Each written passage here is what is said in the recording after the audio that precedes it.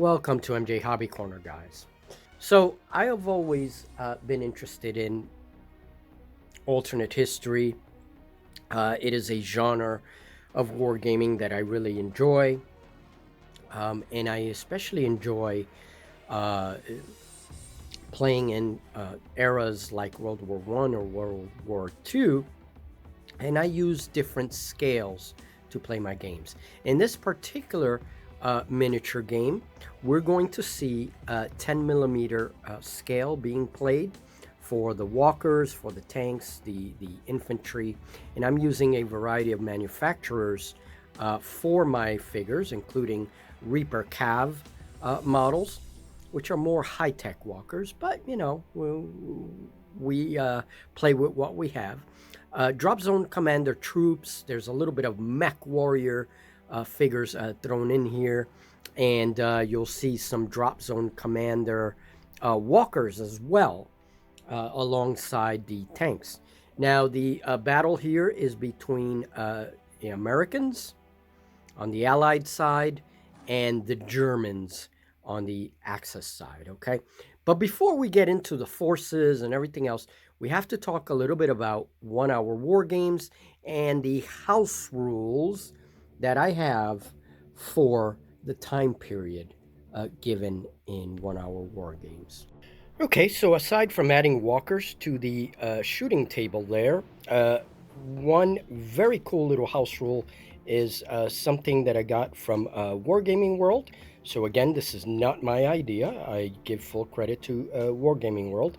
If a vehicle unit rolls a 1, and that includes tanks, walkers, walker on walker, tank on walker, etc. If you roll a 1, it is a miss. It's a critical failure. If you roll a 6, it is a possible crit. So I would have to roll another dice, and if I roll another 6, then it is a critical hit, and the unit is removed from the table. That's right, it is removed from the table. I thought that was a really neat little house rule, and so I'm going to borrow it. It's walkers are going to move 6 inches as well, no matter how big or small they are. And ranges. Ranges are always 12 inches in this particular rule set. So anti-tanks, guns, and tanks have a range of 12 inches. Mortars have a range of 48. I don't have any mortars. Walkers are going to have a 14-inch range. And the reason for that is that walkers are higher off the ground. Even those smaller walkers that we're going to introduce in just a minute are almost double the height of a tank. So that's what I'm doing to kind of give walkers a little bit of a benefit in addition to the disadvantages that they have. I do away with the town's rule that only infantry may end their move within a town because in this game units are deployed in the town and the objective is actually part of the town. So I do away with that one.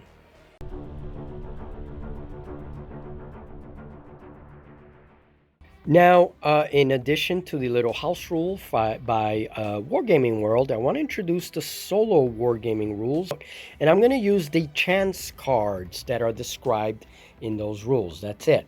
The chance cards are 2 15-card decks, standard cards, numbers 1 through 13, and then I just doubled up a couple of the numbers, and they're different for each of the decks, okay?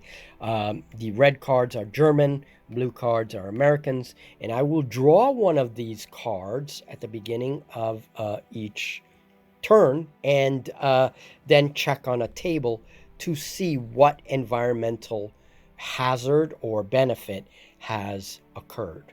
All right, so let's look at the German forces. We have 1 unit of infantry. Here is another unit of infantry. These are taped together so that they stay together. And these are Drop Zone Commander troops. So I painted these as German infantry. And then we have here a heavy infantry unit. Now, heavy infantry units in my fictitious world here are actually like power suits. So that's what we're calling those. We have 1 unit of these. We also have a Panzer 4, which is the tank, the other unit. We have our walkers. Now there's two walkers. This one's an anti-tank walker, and then we have this other one. And these are drop zone commander units, which I think will look pretty good for this time period for the Germans, because they have the nice sloped armor and all that. They're a little bit high-tech looking, but it'll work for our purpose here in the German forces. For the American forces, we already have two units deployed on the hill. We have Infantry A and Infantry B, two infantry units, and they are facing south. For the rest of the units, I've already put them on the deployment zone on the southern edge of the board to save some time. But we have automatons right here. That's right. Automatons and their cogitators have been invented. So these are robotic forms. They are supporting some anti-tank teams. This is what I'm using for anti-tank teams. And then we have another heavy infantry unit. And finally, a heavy American walker. So this is a big boy. Big walker. All right, so those are the American forces. So they start turn one occupying this area of the board, and then little do they know that there is a German force nearby that's going to enter the battlefield from that northern edge. All right, so let me draw a chance card for the Americans so that we can begin the game turn.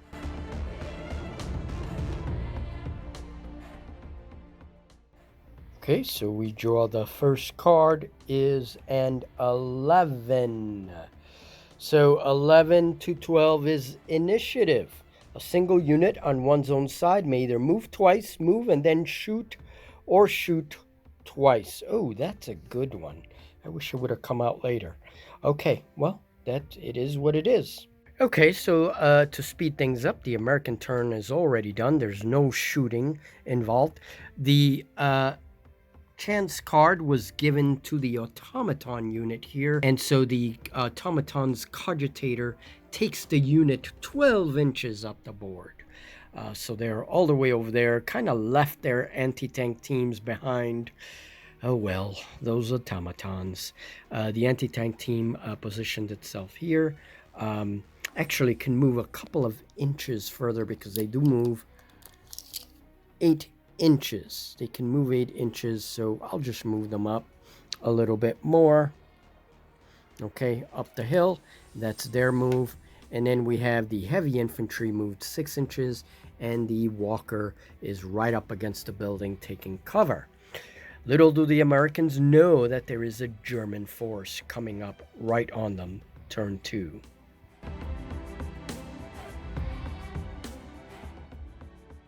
So German forces have deployed, and we see American forces in the foreground with the automatons looking out. And there's two units of German infantry and heavy infantry. They've just come out of the woods.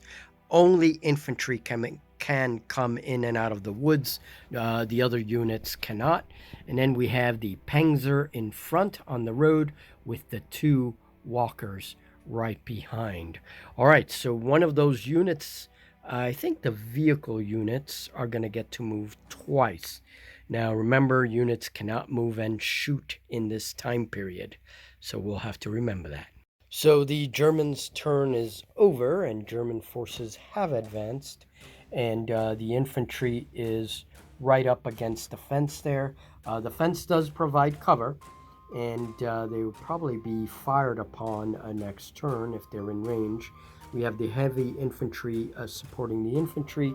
Then we have the Panzer, which has just crossed the fence. They can cross the fence with no penalty, and it is probably looking for a good firing position.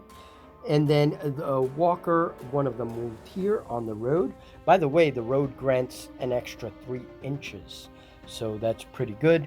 And then this walker has moved all the way up here thanks to the double move from the card and the extra 3 inches that the road provides for the walker. So it is now taking cover by this building.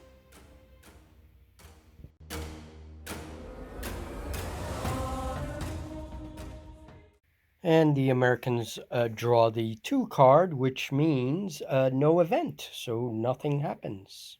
So the automaton unit takes its turn, and it's going to fire on this infantry unit.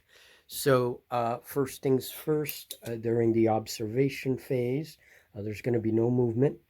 We check the range, and yes, it is within 12 inches, so they can fire. And they will receive cover, though, the German unit. So, all right, let's roll the attack. The automatons are considered regular infantry, so when we look at our table, we see that infantry firing on infantry gives us a 0 bonus or penalty. So we just roll the die, and they inflict 3 points of damage. Half of that, and rounding up, is 2, so 2 points of damage to the German infantry, 2 casualties. So this is German infantry A, in fact. So one of these dice goes down to 3, and there we go. Now, I think that the American infantry up on the hill are a little bit too far back to fire this turn, so they're going to have to move their position a little bit forward, which means they won't be able to fire. There, that should do it for next turn. So they move 8 inches. Let's just turn them around and move them as far as I can go, 6 inches right here to the fence. And then I'm going to try to keep them up on the hill, so let's turn them up. There's no problems facing. You can face which way. So 2 inches forward, and they're still not quite to a good firing position, but they're getting there. All right, and the Americans are going to have to do something here to get into good firing position against these German units. And we have a walker over here as well that's coming up against this building. So that anti-tank unit's going to have to be very cautious. So we can turn that gun against the walker. So anti-tank, anti-walker, it's still effective against that unit. In this time period, infantry are the only units that can go into wood or out of wood.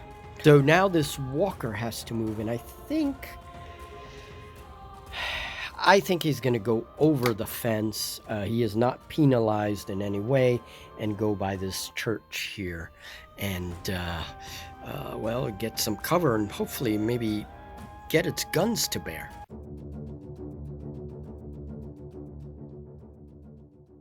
Germans pick a card, and it's number 3, and again, no event. So it is turn 4 on the German side, and they have some good firing positions here. So I think they're going to fire this turn. So the infantry is going to fire. They are considered out in the open because the fence is not over here. It is, these guys are taking cover by the fence. But these guys are out in the open, so the 1st infantry unit is going to fire on the automatons. The automatons take full hits and no penalty or bonus. And by the way, infantry are not affected by the rolling of the 1 rule. It's only like tanks and armored vehicles and such, and walkers. All right, 3, and that unit's out in the open, so it takes 3 damage. Now we're going to fire with infantry A. That was infantry B. And we know they have the range. It's 12 inches. So during the observation phase, we know that to be true. So we're just going to go right into the shooting phase. And, oh, they fire a 6. And it's a total of 9 hits to the automatons. And finally, to the infantry, who Yeah, I think they're going to fire on those automatons as well because they're out in the open. So why not? And they have 9 hits, and they're close to the 15, so they're critically wounded. And 9 plus 5 is 14. So total of 14 casualties on that automaton platoon. Yeah, they're on their way out.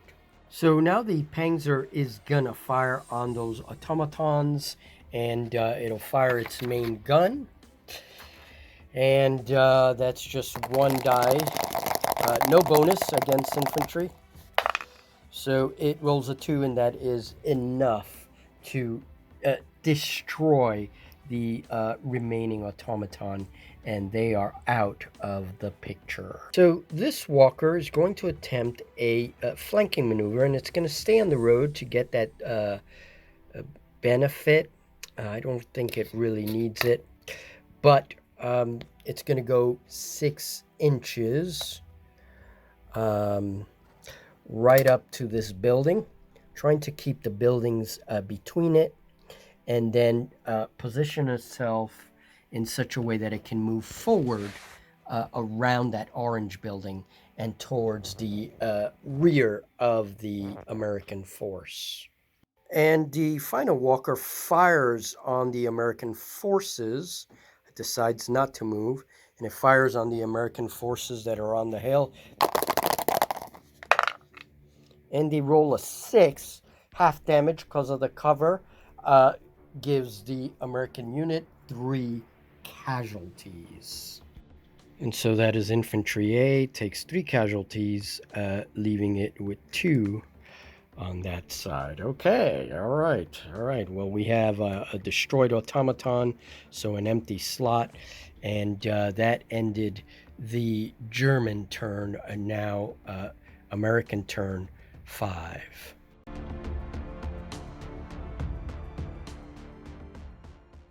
And the Americans drew a 5 for this turn, so there's no event. So infantry B has repositioned, so it cannot fire on this turn. But infantry A can fire, and the hilltops don't convey any kind of bonus to the shooting unit.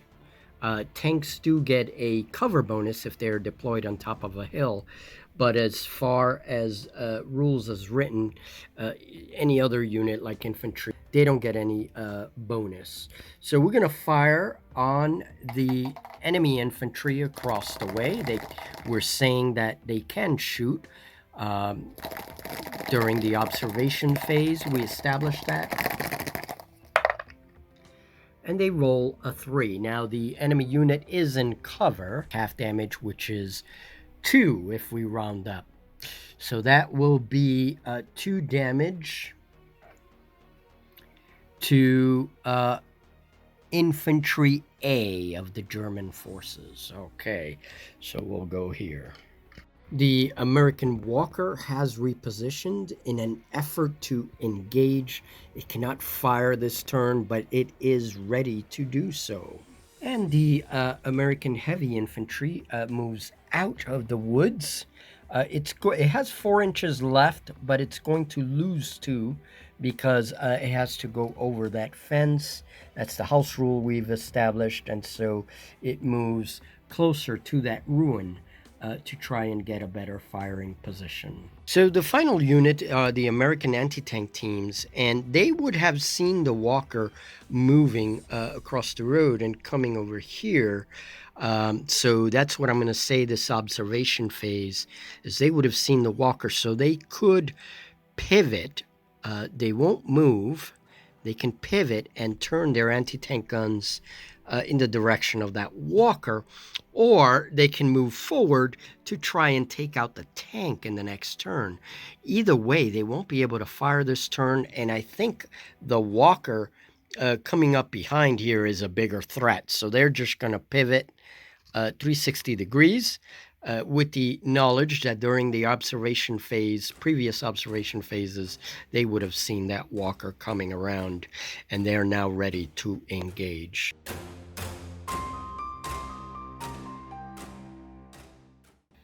So 1 through 3 units are confused. Okay. Confusion. So we're gonna roll the die and round up, having the results and then round up. So 4, so that is a 2. So 2 German units are confused. I've arranged some dice on each of the units so that we can determine randomly which of the 2 units are confused. First number is a 2, so that unit over there is confused for some reason. There is some confusion with the orders. And then we have a 4, which is the heavy infantry. So we can remove all the other dice and I'll mark them as confused. So something has happened in the German command that has triggered confusion. So units with confusion cannot move this turn, but they can fire. So they can still fire. All right. Well, let's turn to this unit and see what it does. The German Walker has moved by this building. It is still in cover, we're going to say. And then the Panzer has smashed through the fence all of a sudden, surprising the anti-tank teams quite a bit. And it cannot fire, however, because it did reposition. So that's going to be interesting next turn. All right, and the infantry, heavy infantry, cannot move, but it can still fire. And it fires half damage to the infantry across the way. No bonuses. Holy crap. Now, hold on. That is... Oh, no, that's right, because it's infantry firing on infantry, so we're not counting the crit in this case. That's only for tank versus tank and such. So, 3. So 3 damage for infantry A. So infantry A only has 6 life left. And now the final unit of German infantry pours fire on infantry B. Oh my gosh, another 6. And that is 3. Okay, so 3 halving it. Well, technically they're not. Technically they're not in cover. No. These guys will take full damage because technically they're not in cover. That fence only comes up, to 1 or 2 guys. So 6 hits on infantry B. There it is. I called it. Okay, and during the observation phase, we check from the very beginning of the unit range to the base of the other Walker unit, and it is 14 inches. And this is the only unit in this time period that can fire at that range because of its height advantage and such. So that is a special ability for the Walkers. So it is a go, and that Walker's not going to be in cover. That's one disadvantage of the Walkers being so big. All right, moving in, full damage, and that is a 3. Now, Walker versus Walker, if we look at our table, is a +2 for damage due to the Walker weapons. So that altogether, that is 5 hits on the heavy Walker. All the German units have taken their activation. It is time to go to the American turn, but let's look at the consoles over here. The Germans only have a slightly wounded unit, while the Americans are definitely losing here. They're losing infantry, and their heavy Walker has just lost 5 damage on its track. So this turn the Americans have got to do something. Now the Germans also know that their units have to end up here in this hill in order to win the victories. So they have to get more units in here and literally take the Americans off the hill so that they can win. A very doable thing. All right, turn 7. 7 is a 12 for the Americans, and 12 is initiative. A single unit on one's own side may either move twice, move and then shoot, or shoot twice. Good. All right, we're going to take advantage of that event right now. I think I'm going to give the card to this walker. It's going to shoot twice. Now, because of the caliber of these weapons, it gets a +2 for each shot on that infantry. Now, the infantry is in cover, unfortunately, but yeah, let's fire on that infantry directly ahead. Let's see, +2. All right, not very good. All right, so 3 + 2 is 5. And then having 5 is 2.5. So rounding up is 3. All right, and rolled a 5. Okay, so 5 + 2 is 7. And then if we're having and then rounding up, that's a 4. So that infantry unit takes another 4 damage. And 4 plus the previous 3 is 7 in total. So 7 casualties for that German unit. The American heavy infantry moves into the cover of the building, but it has a line of sight for next turn, but the enemy infantry is still in cover, so that's a tough one. All right, now the anti-tank gun teams turn their guns towards that tank, and they can fire. They get a +2 because they're firing against the tank. It is 1 unit, so it's just 1 die roll. But +2, and it's full damage. So let's see. And a 6. Now that is against the tank. That is a possible crit. So let's roll and see if it is a crit. Oh, very close. Very close. That could have been a dead tank. But that's all right. I'll take it. 6 and 5 is 11. And that tank is smoking. Okay, I'm going to heavily summarize this game from now on.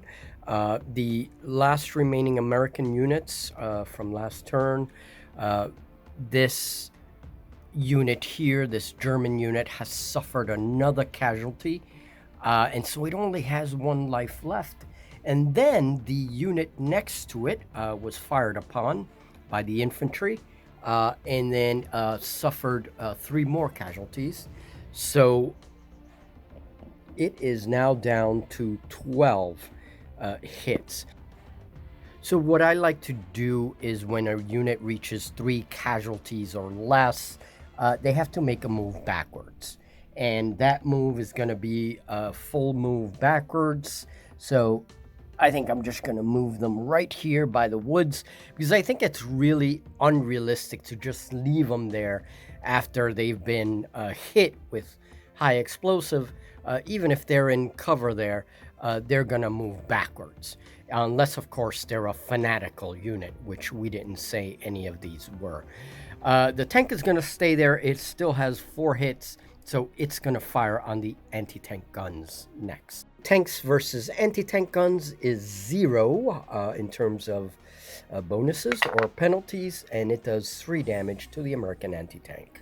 That German walker is going to fire on that American walker. The American walker only has 5 hits left, and we know that it is in range 14 inches, and this is a +2.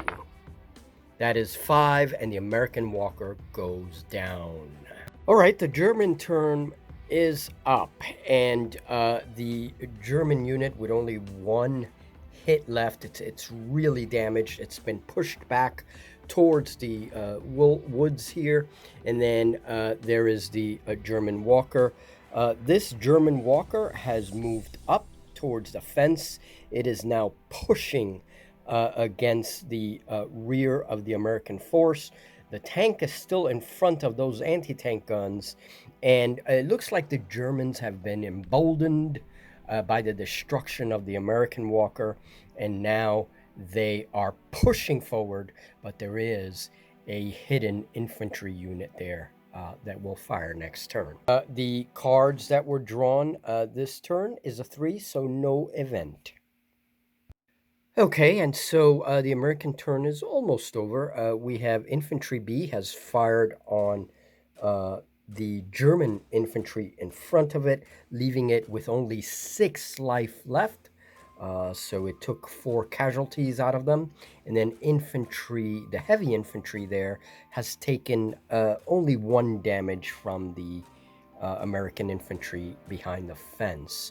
So now we go to the anti-tank gun. Let's see if the anti-tank gun can finish that tank. All right, so the anti-tank has a +2, and we need over a 4 to destroy the tank. 3 + 2 is 5, and the Panzer is destroyed. All right, so it is the German turn, and we see that they are suffering casualties with infantry really, really down. And then, of course, this Panzer has been destroyed. Only the 2 walkers remain. And then we see that the Americans still have some firepower to them. The heavy infantry is okay. The anti-tank weapon, but of course, they lost this heavy walker. The Germans pull a card, and it's no event. The battered German infantry has moved up to the fence, and what's left of them fired on infantry A, doing 1 point of damage to them and leaving them with 5 hits left.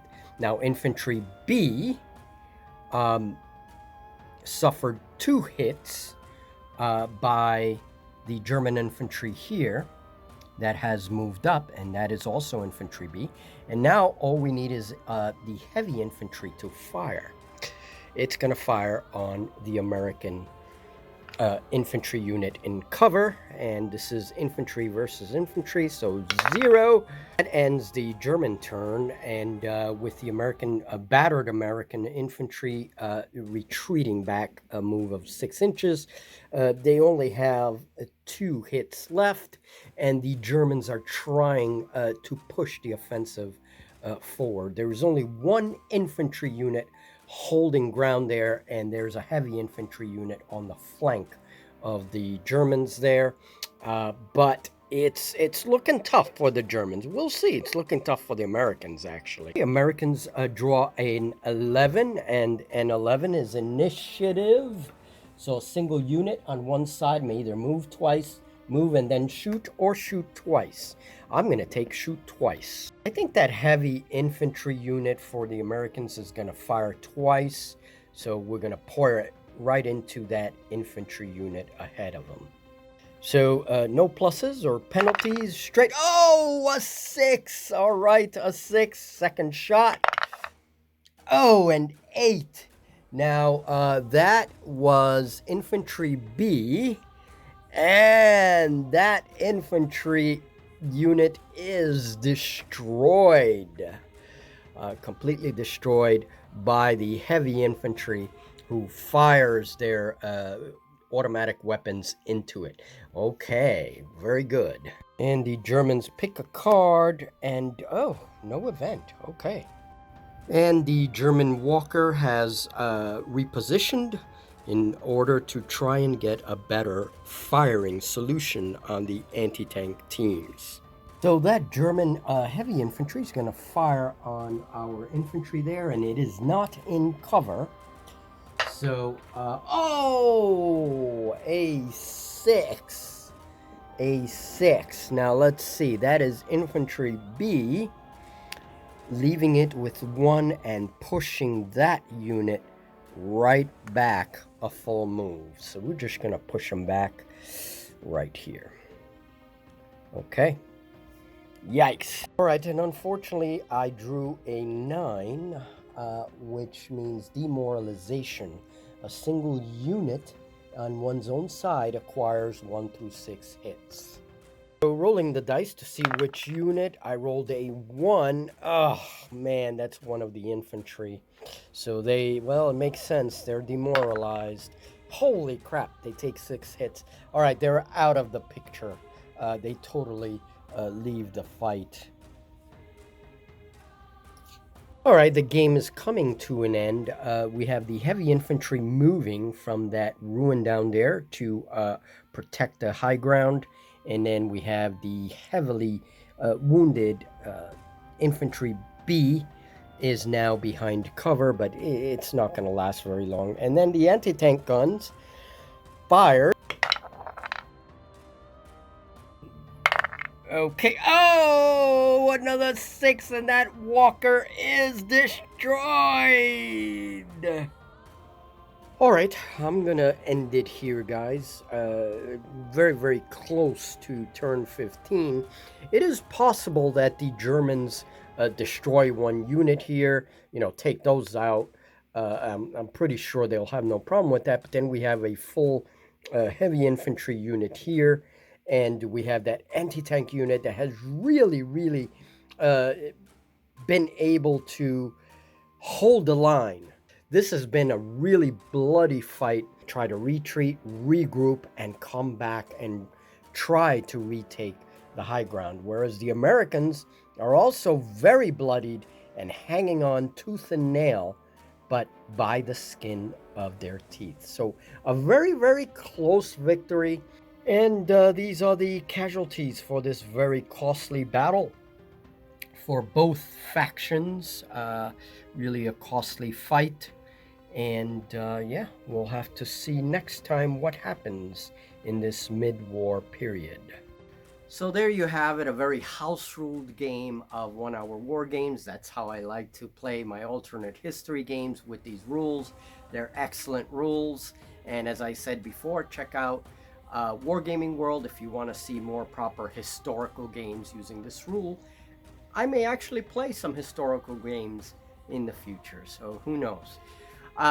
Anyway, yeah, I think one thing I did forget is that heavy infantry does give regular infantry a little bit of a penalty when they're shooting at it, and that's because they are like power armor. I forgot that. We'll include that in the next video. And if you like these kinds of videos, please leave it in the comments, and this way we can explore other battles in the future. There's plenty of battles to explore in World War II using walkers. Maybe a battle depicting Battle of the Bulge or something like that. That would be kind of cool. And if you want to help support the channel, like and subscribe. Check out our Patreon. All my campaigns are there. And also Scratch Builder Monthly, June. We start talking about making World War I era walkers. And in July, I'm going to have a World War II walker for the Germans that I am currently building. So I'll give you guys some updates on that as well. That's going to be in the July issue of the magazine. All right, folks, thank you very much. And thank you for your support. I'll see you in the next video.